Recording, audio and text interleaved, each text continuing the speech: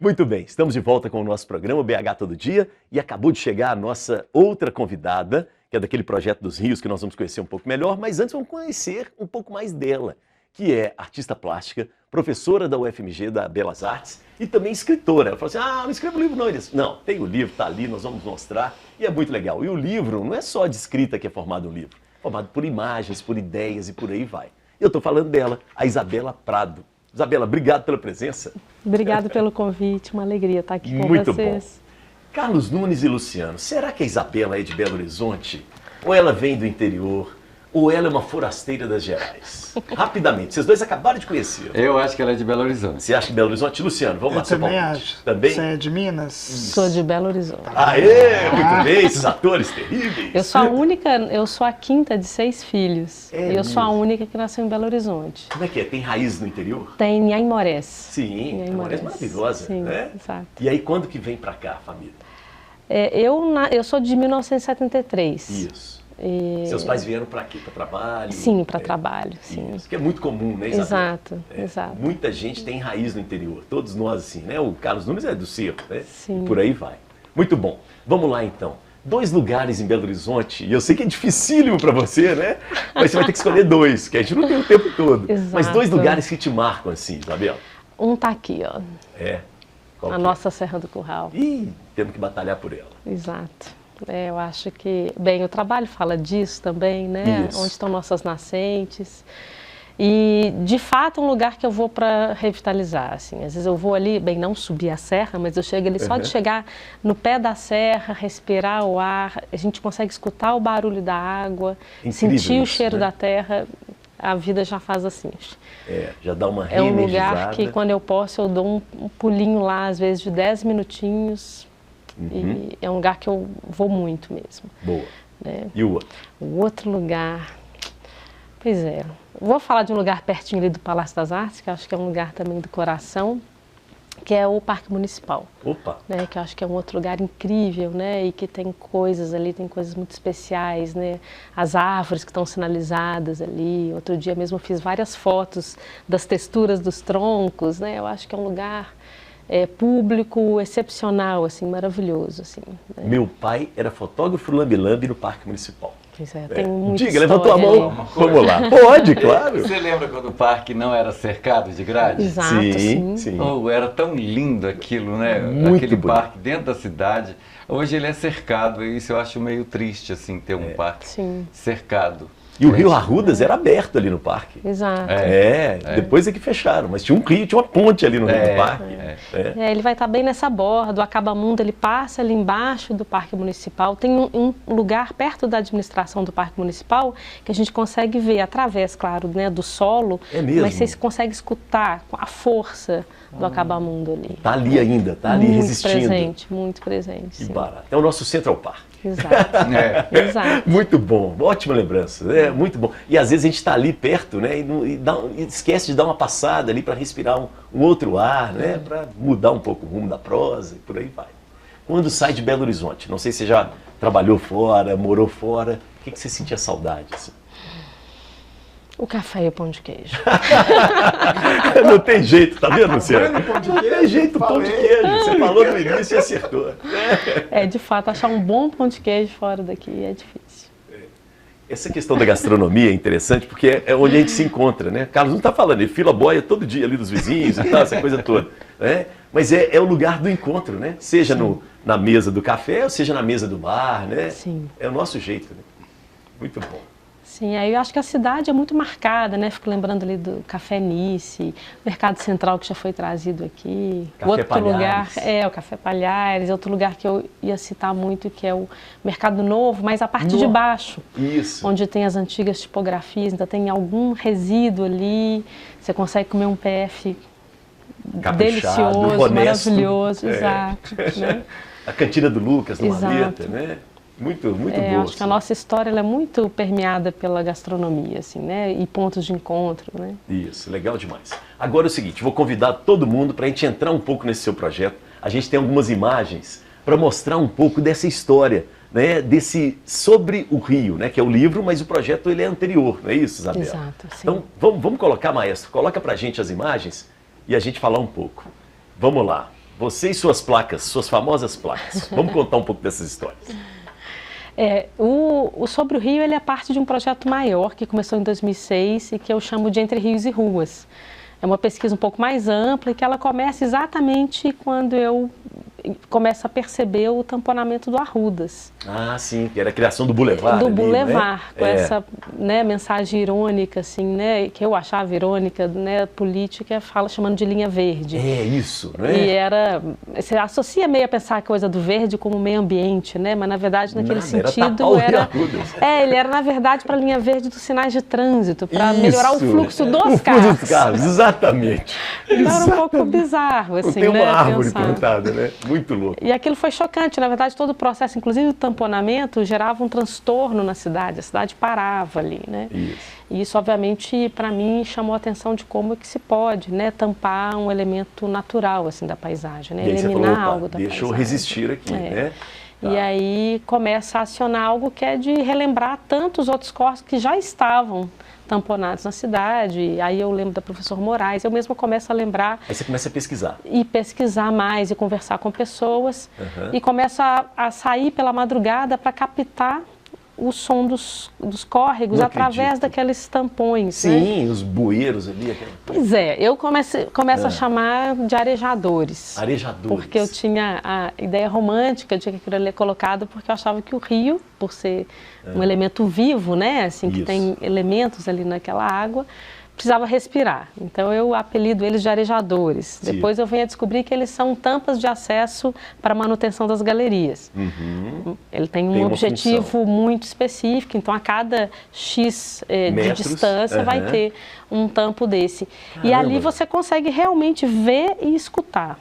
À noite você consegue? Não, mesmo de dia. Mesmo de dia, mas claro, à noite para fazer essa captação só do som da água, uma segunda-feira, 2 da manhã, a cidade está quieta, silenciosa. Gente. E você consegue escutar assim, a força da água passando ali embaixo do asfalto. Quanto tempo durou essa primeira etapa aí de captação? Eu diria que 1 ano, 2 anos. E aí você tinha dicas? Como é que é? Procurou engenheiros? Sim, então, eu conversei muito com o Nilo Nascimento, da Engenharia Hidráulica, Roberto Montemor, que é da Escola de Arquitetura, Arquitetura, sim. Tá. Alessandro Borsagri, que é historiador e tem o Rios Invisíveis, que é tão importante. Então eu começo a me nortear tanto pelos mapas e conversas com as pessoas. A artista plástica teve que se reinventar, sim. assim, né?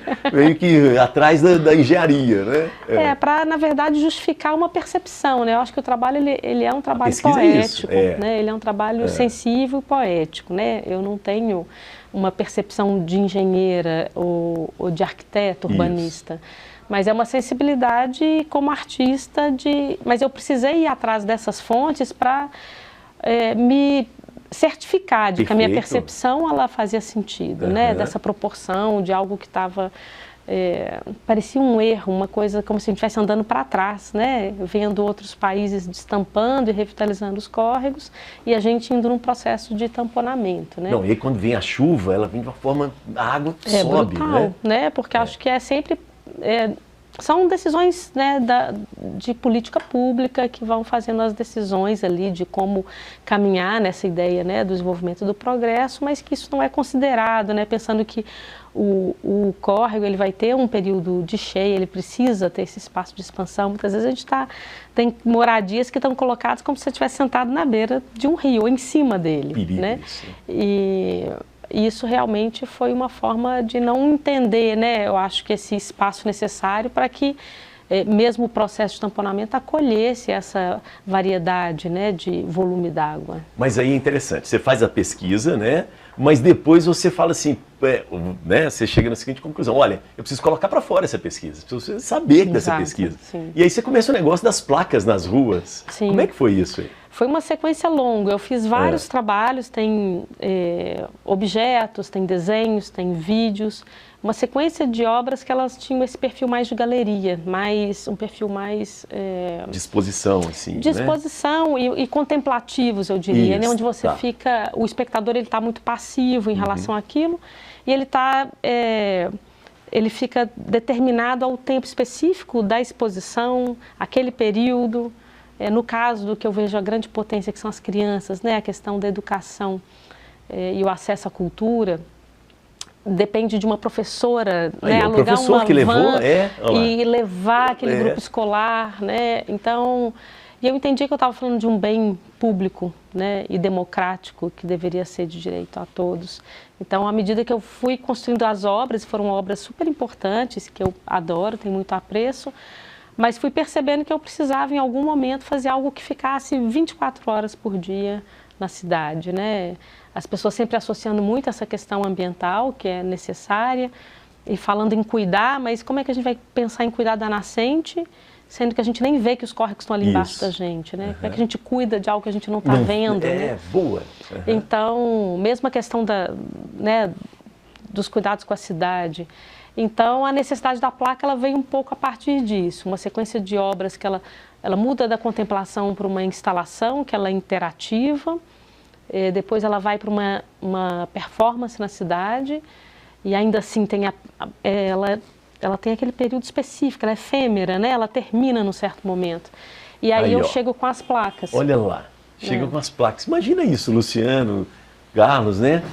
Aí tem que entrar, por exemplo, negociar com a prefeitura, inclusive. Exatamente. Né? Para mim o projeto ele começa um pouco nesse sentido, né? Ele é muito antes da placa, que é um processo mesmo de negociação junto à prefeitura, né? Então é um projeto que ele foi executado via lei municipal de incentivo à cultura. Isso. Então eu tenho uma aprovação na cultura, eu preciso então fazer a captação dos recursos. Eu consigo aprovação com o BDMG Cultural e com a UniBH. Fiquei super feliz de ter uma entidade da cultura e uma da educação, né, apoiando o projeto. Isabela, ali é o Leitão, né? O Córrego do Leitão. Aí essa é a primeira placa a ser instalada. Isso. Essa ali é a primeira na Prudente placa, Moraes. Na Prudente Moraes.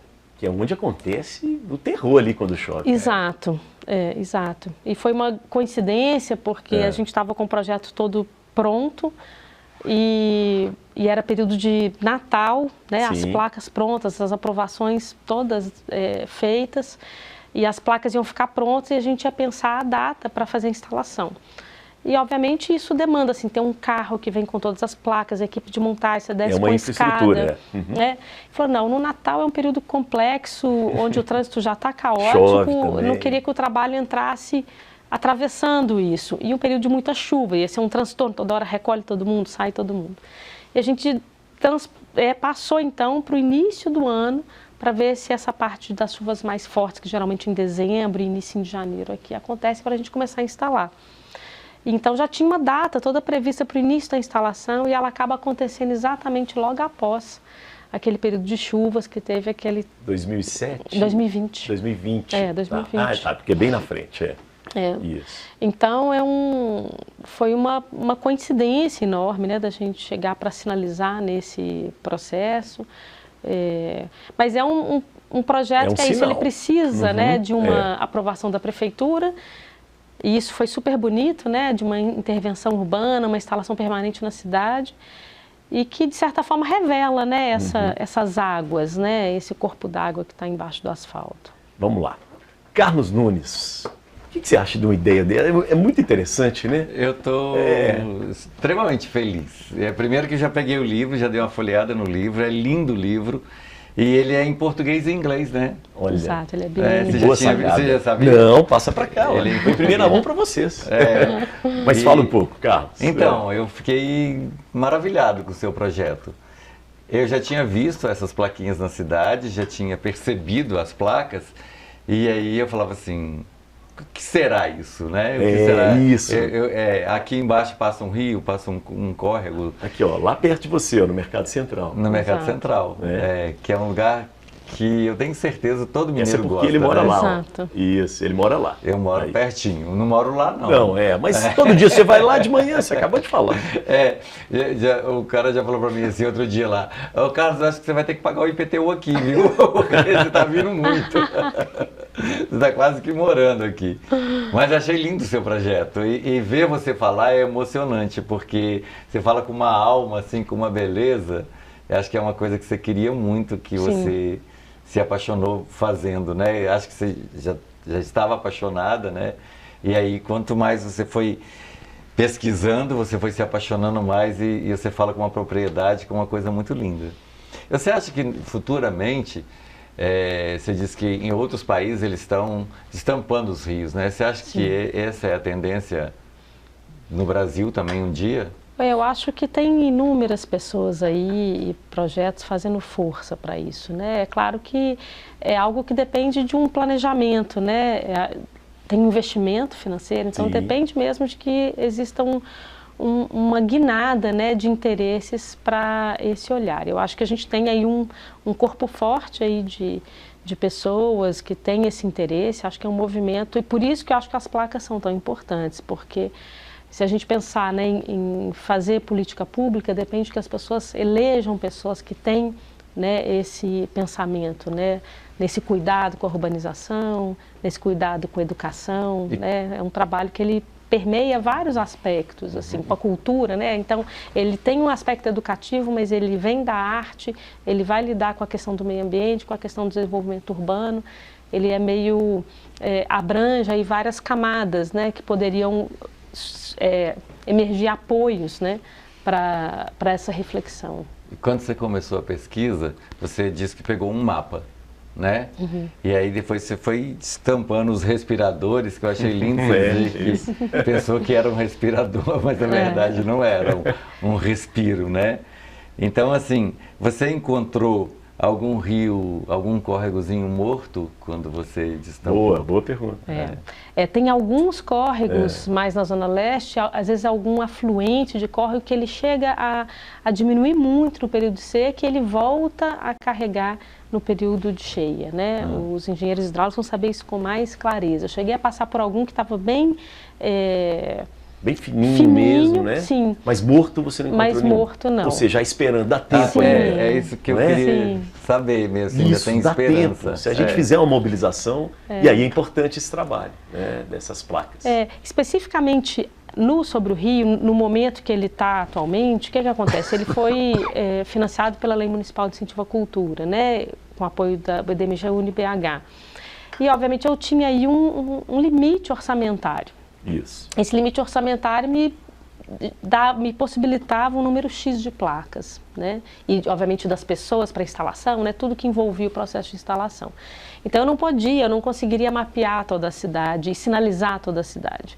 Então, eu tinha que fazer escolhas. E para ela não ser uma escolha arbitrária ou muito pessoal, de eu escolher um córrego e sinalizá-lo do início ao fim, por exemplo, eu volto um pouco na história da cidade e pensando que, né, Belo Horizonte é uma cidade planejada, eu volto então nesse perímetro da contorno e todos os córregos que estão dentro do perímetro da contorno são sinalizados.